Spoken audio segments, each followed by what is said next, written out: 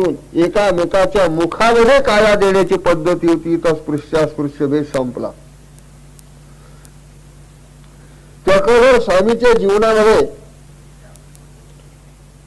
एका ठिकाणी जेव्हा त्यांची पालखी थांबली, त्या गावातला एक मातंग मनुष्य आला आणि त्यांनी स्वामीला अर्पण करण्यासाठी म्हणून एक लाडू आणला.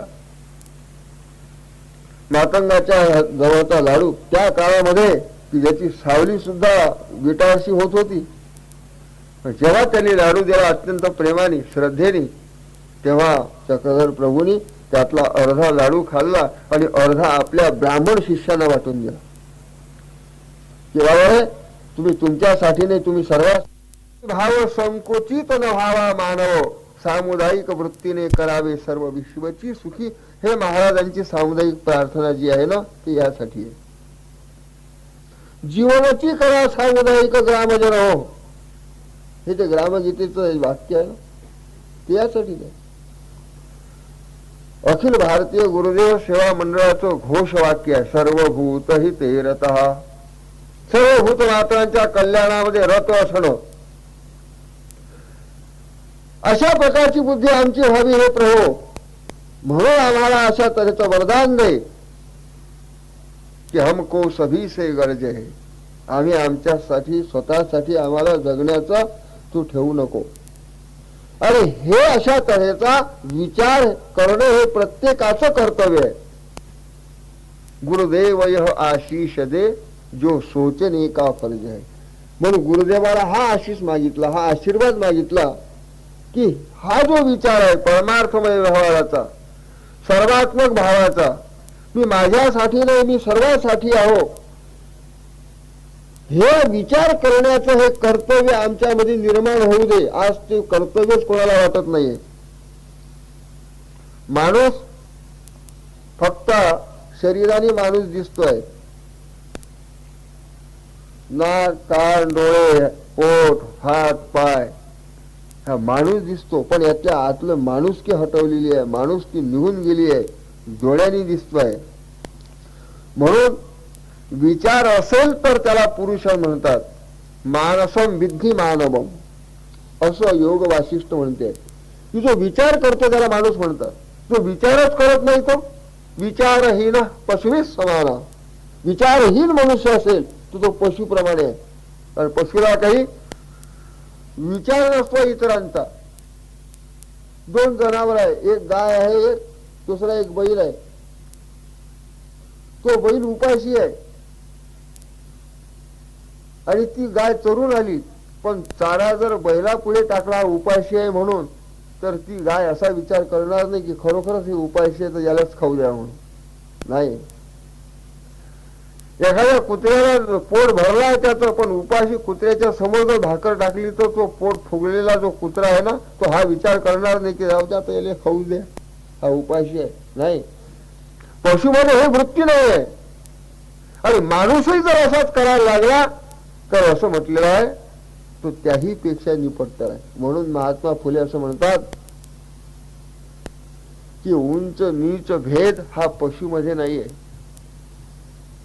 आणि माणसं म्हणवतात, स्वतःला बुद्धिमान समजतात, आणि हा हलका, हा मोठा, हा उच्च, हा नीच, हा स्पृश्य, हा अस्पृश्य असं जर माणूस समजत असेल तर तो त्या पशुपेक्षाही नीच आहे असं महात्मा फुलेंनी जे म्हटलं ते काय खोटं आहे का? हो, महात्मा फुलेंचं म्हणणं आहे.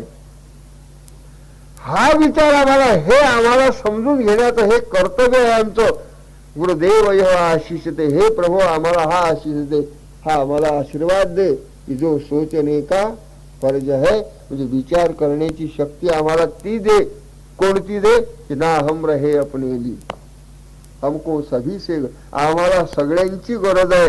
हा विचार येणं अतिशय महत्वाचे आहे. आणि त्याकरताच खऱ्या अर्थाने विचार करणं कशाचं काम आहे? हे बुद्धीचं काम आहे. विचार हा बुद्धीला असतो. अंतःकरणाचे 4 धर्म आहेत, मन, बुद्धी, चित्त आणि अहंकार. त्यापैकी मन हे मनन करणार आहे, संकल्प करणार आहे. संकल्प विकल्पात्मकम मनः. जोपर्यंत विचार स्थिर होत नाही तोपर्यंत तो मनाच्या वेगामध्ये माणूस आहे असं समजावं.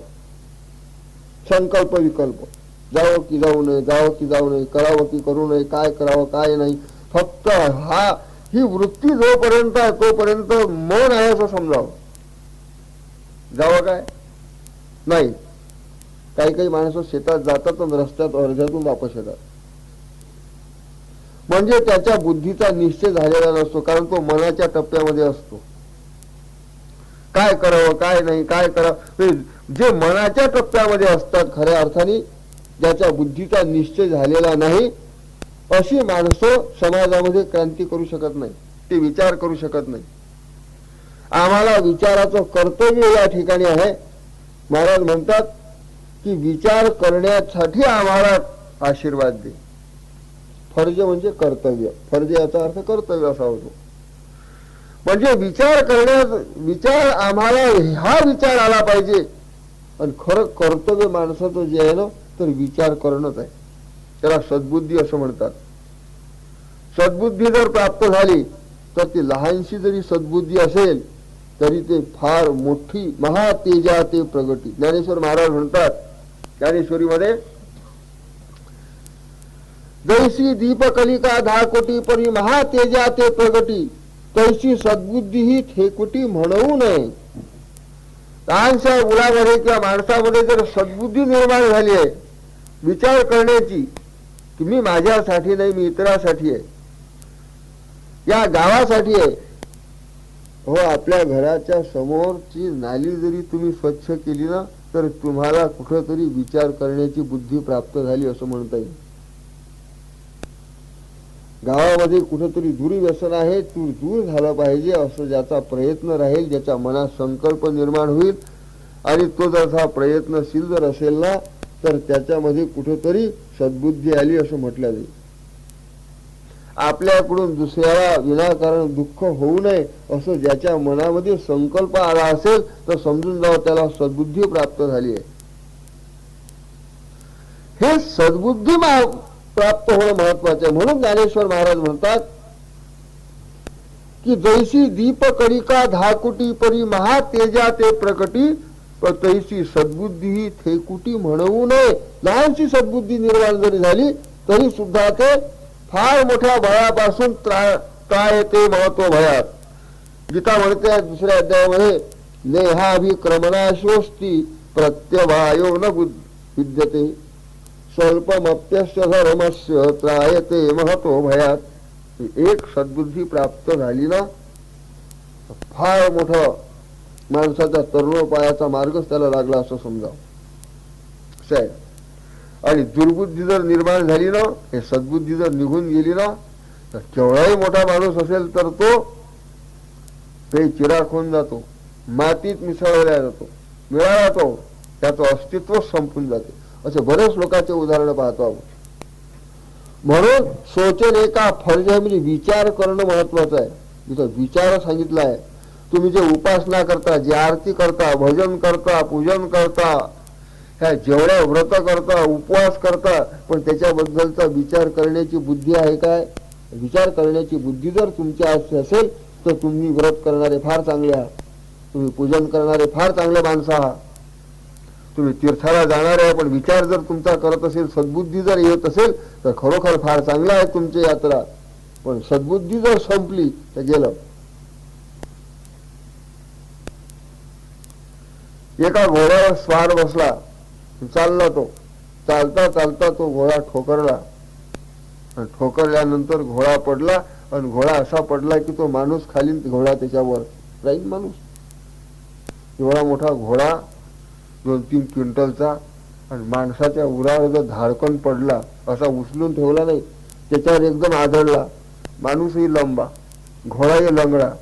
झालं कशानं हे? त्या घोड्याच्या पायाला एक नाल होती, त्या नालेला एक खिळा होता, तो खिळा तुटला. खिळा तुटल्यामुळे ती नाल एका बाजूला एका खेड्यावर राहिली, आणि ती नाल होती ते पुढे आली. आता तो घोडा कसा काय चालणार आहे? घोडा पडला, स्वार मेला,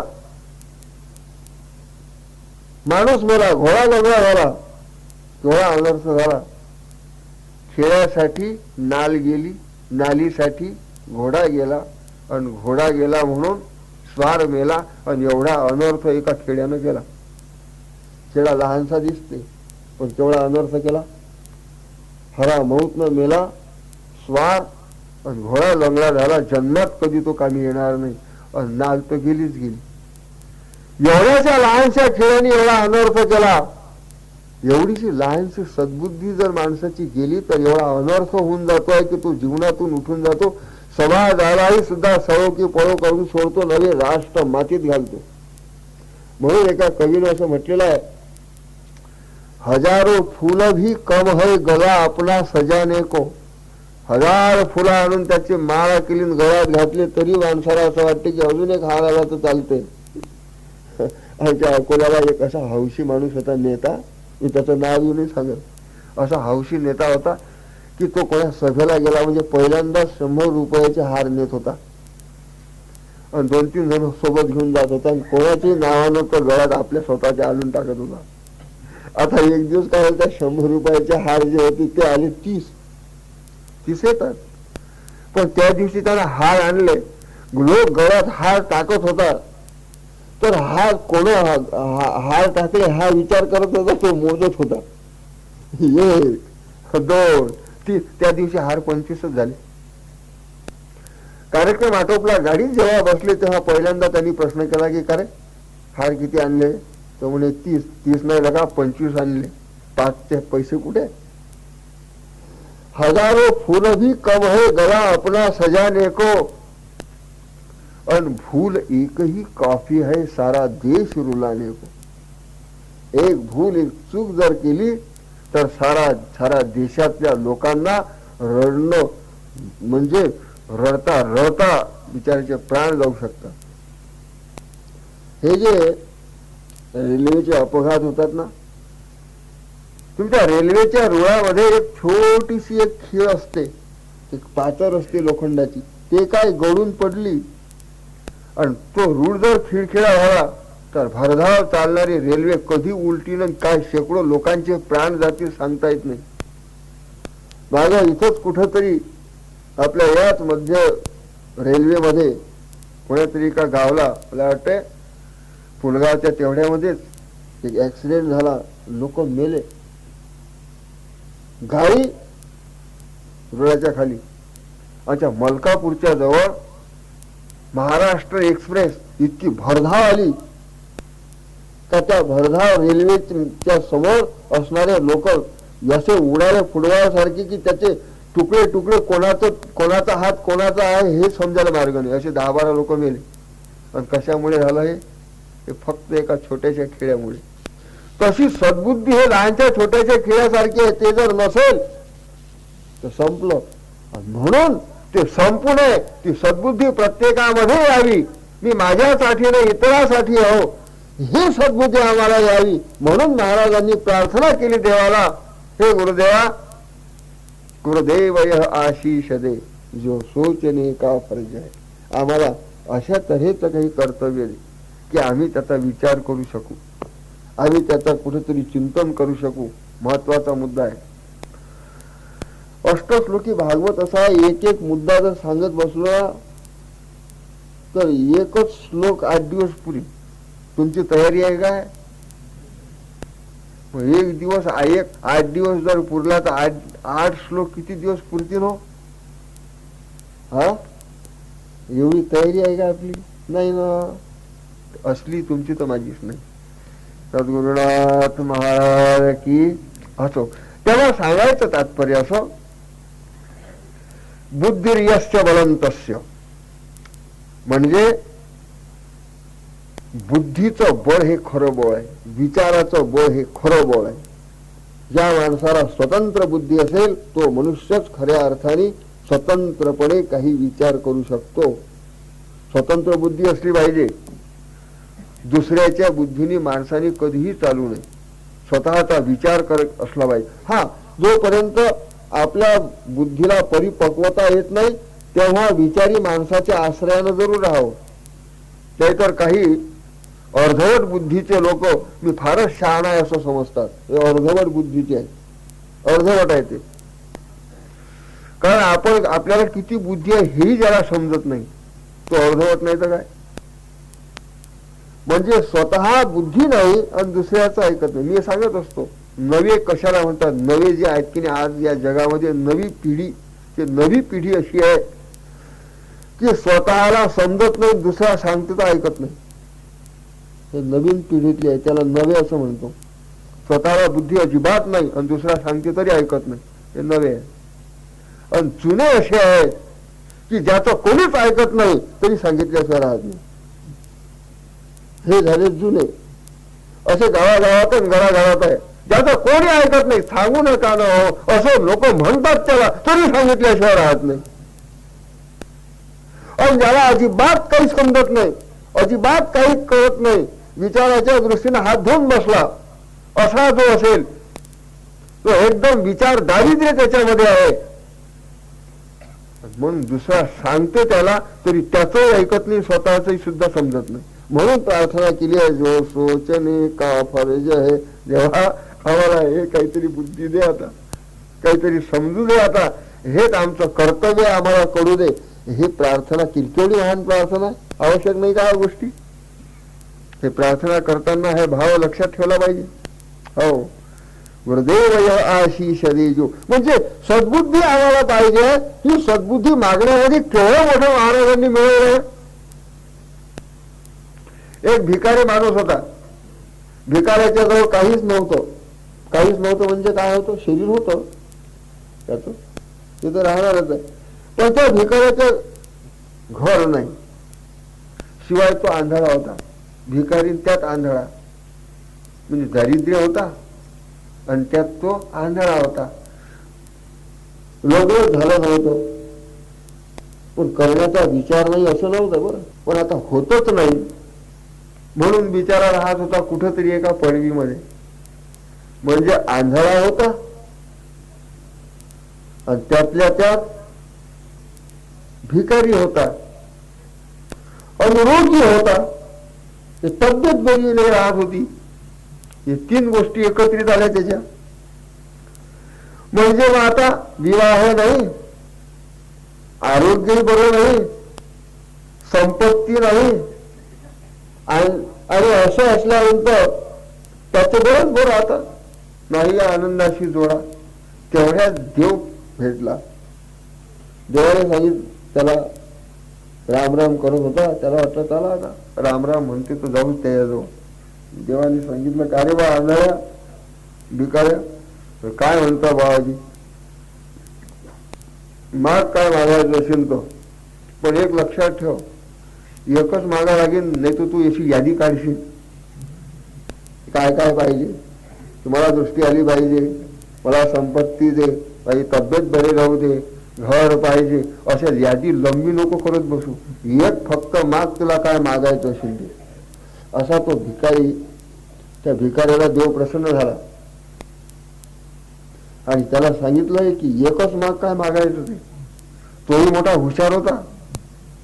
त्यानं काय मागितलं माहित आहे, त्याने मागितलं माझ्या नातवाच्या डोक्यावर राजछत्र मी पाहावं. मी माझ्या नातवाच्या डोक्यावर राजछत्र आहे म्हणजे राजाचं वर छत्र धरलेलं मी पाहावं. एकच मागितलं. किती किती भेटलं झालं त्यात. नातवाचं भेटल्यानंतर पहिलं त्याचं लग्न करणं भागच आहे. लग्न झाल्याशिवाय पोरगा होईन काय, आणि पोरगा झाल्याशिवाय त्याचं लग्न झालं पाहिजे आणि त्यालाही पोरगा झाला पाहिजे आणि तो पोरगा मोठा झाला पाहिजे. तोपर्यंत त्याला आयुष्य त्यानं भागत राहायचे नाही. म्हणजे त्याने आयुष्य मागितलं म्हणजे आपला वंशही चालला पाहिजे हे त्यानं मागितलं. नातवाच्या आणि डोक्यावर आणि ती राजछत्र म्हणजे श्रीमंतीला दिली गेलीच पाहिजे की. म्हणजे श्रीमंती मागितली, आयुष्य मागितलं, लग्नही करून मागितलं आणि जेवढं सर्व मागितलं आणि वर केवळ किती मागितले, एकच फक्त. हा लक्षात ठेवा, कदाचित देवानी तुम्हाला म्हटलं तसा तर देव म्हणणारच नाही तुम्हाला कधी, चुकून सुद्धा म्हणणार नाही, पण कदाचित म्हटलं हे लक्षात. या भिकाऱ्याने एकच वर मागितलं, त्या एका वरामध्ये सगळंच काही आलं. महाराजांनी सुद्धा देवाला प्रार्थना केली आणि त्या प्रार्थनेमध्ये एकच मागितलं, जो सोचने का फर्ज आहे. बस या एका वरदानामध्ये सर्वच काही आलं. कोणतं सुटलं? कोणतंच नाही. म्हणून सद्बुद्धी मागितली. हे सद्बुद्धीच तर सर्व संतांनी मागितली. बुद्धी दे रघुनायका. रामदास स्वामींनी काय मागितलं? देवा मला बुद्धी देवा. सर्व गेलो तरी चालेल, पण बुद्धी नाही गेली पाहिजे. बुद्धी गेली माणसाची का सगळंच गेलं समजा. त्या भगवद्गीतेच्या दुसऱ्या अध्यायात म्हटलेलं आहे, बुद्धी नाशात प्रणश्यती. बुद्धी नाश झाला, प्रणश्यती म्हणजे विनाशच आहे त्याचा. माणूस जरी असला तरी तो प्रणश्यती, प्रकर्षेण नश्यती. माणूस दिसेल परंतु नष्ट झालेला आहे. तो माणूस की संपलेली आहे, एवढा आहे. प्रकर्षेण नश्यती. हे गायत्री मंत्र म्हणतात ना, ओम भूर्भुवः स्वः तत्सवितुर्वरेण्यं भर्गो देवस्य धीमहि धियो यो नः. हा धियो यो नः प्रचोदयात्. याचा अर्थ काय? हे प्रभू मला बुद्धी दे. माझ्या बुद्धीला तू प्रेरणा देणारा हो. माझी बुद्धी तू सतेज कर. हे मागणी केली आहे. कारण बुद्धीशिवाय कर्म निकृष्ट प्रतीच आहे.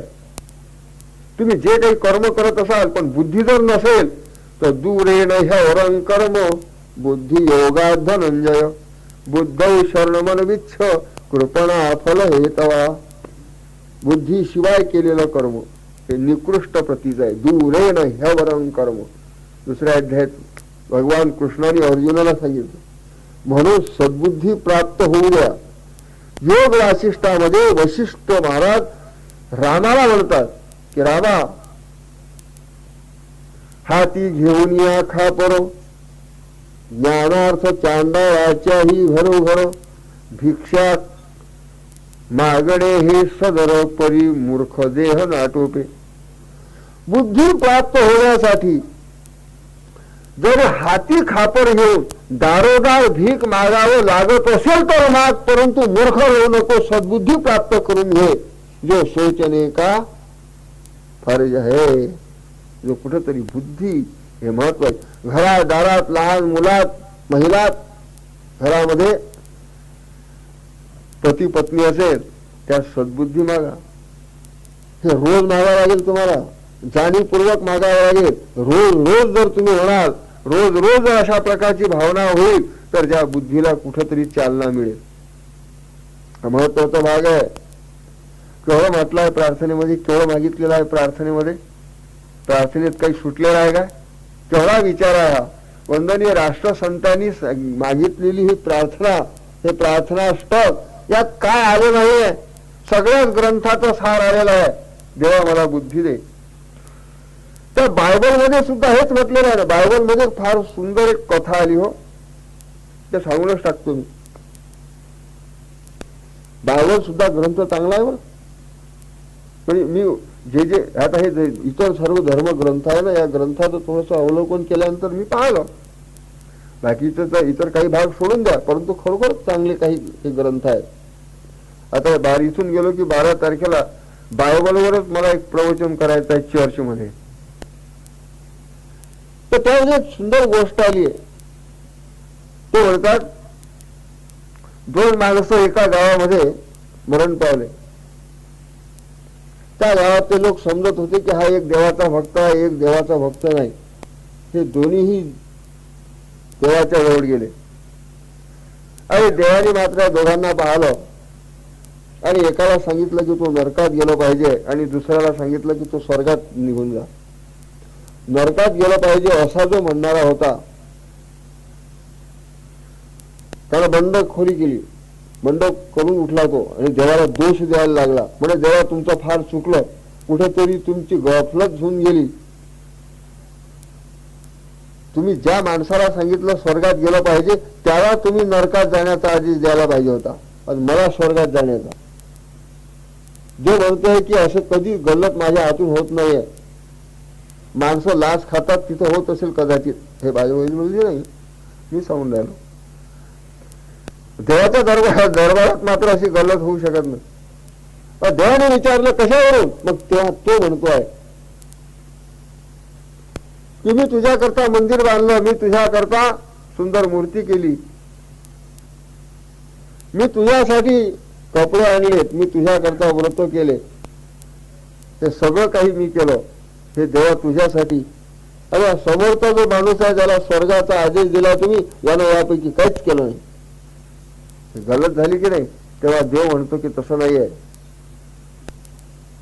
मी जेव्हा भिकाऱ्याच्या वेशामध्ये तुझ्याकडे आलो होतो, उपाशी म्हणून आलो होतो, तुझ्या घरी धनधान्य असूनही सुद्धा मला एक कोणही दिला नाही, पण माझं पोट कपाटाला टेकलेलं आहे पाहून या माणसाने माझ्या समोर न म्हणताही सुद्धा भाकरी आणली.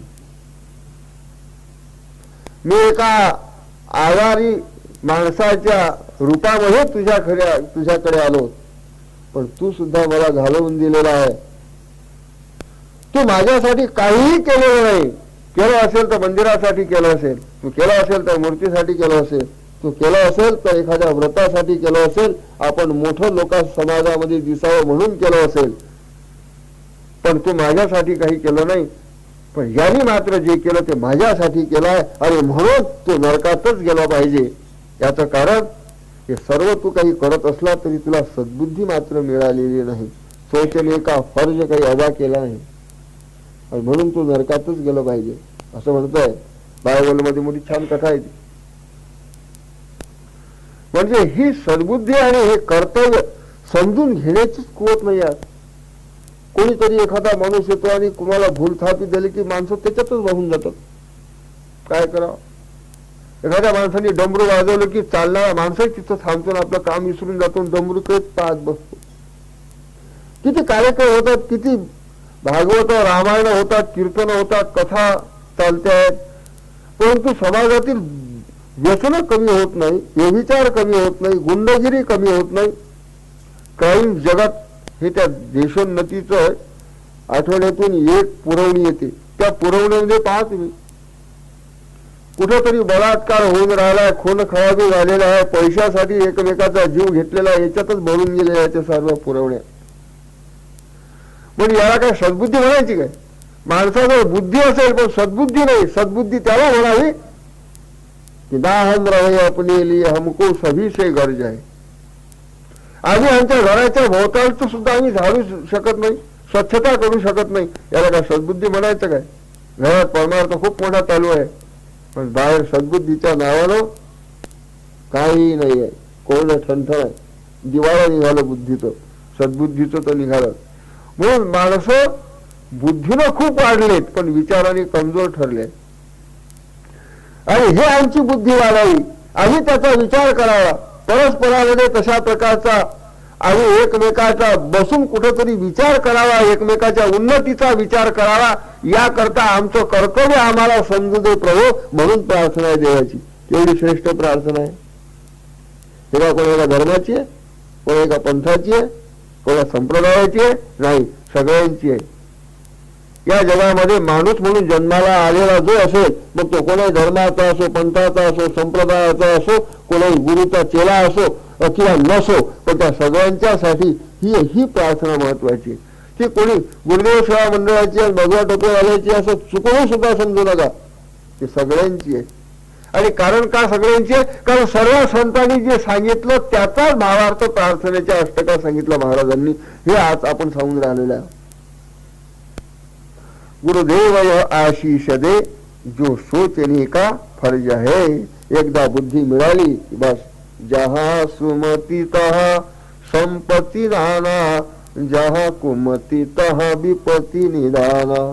तुलसीदास म्हणतात, जिथं तुलसीदासांनी रामायणामध्ये हा विचार मांडला आणि हा विचार त्या लंकेतल्या रावणाला सांगून राहिला आहे तो विभीषण, की जहा सुमती, जिथं सद्बुद्धी असेल तिथं अनेक प्रकारे संपत्ती प्राप्त होते, आणि जहा कुमती, जिथं दुर्बुद्धी असेल तर तहा विपत्ती निधान. विपत्तीचं, संकटाचं ते माहेर घर समजून जा जिथं दुर्बुद्धी असेल. म्हणून ही सद्बुद्धी मागितली आहे. तो महत्वाचा भाग या ठिकाणी सांगितलेला आहे.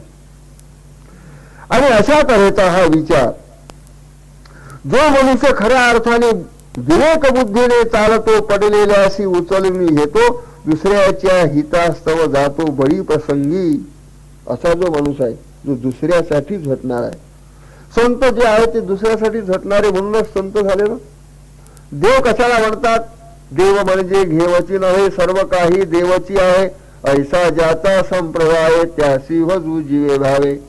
असा ज्याचा संप्रदाय म्हणजे असा ज्याचा मार्ग. असे संप्रदाय कशाला म्हणतात? संस्कृत शब्द आहे संप्रदाय. प्रदाय जो देतो दुसऱ्याला, काय देतो? समता, जो समतेचा विचार देतो त्याला संप्रदाय असं म्हणतात. पंथ म्हणजे मार्ग, पथ. आणि पंथ याचा अर्थ मार्ग. मार्ग म्हणजे कुठला मार्ग? देवाकडे जाण्याचा जो मार्ग त्याला पंथ असं म्हणतात. संप्रदाय म्हणजे समतेचा विचार देणारा. धर्म कशाला म्हणतात? धारणा धर्म नित्य हो. जो समाजाची व्यवस्थित धारणा जो विचार ठेवतो त्या विचाराला धर्म असं म्हणतात. हा सगळा विचार सांगितला आहे, धर्म सांगितला आहे, संप्रदाय सांगितला आहे.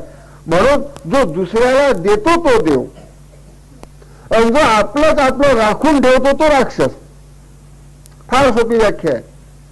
जो सोचने का फर्ज आहे, यामध्ये आम्हाला आमची विवेक बुद्धी जागृत असली पाहिजे.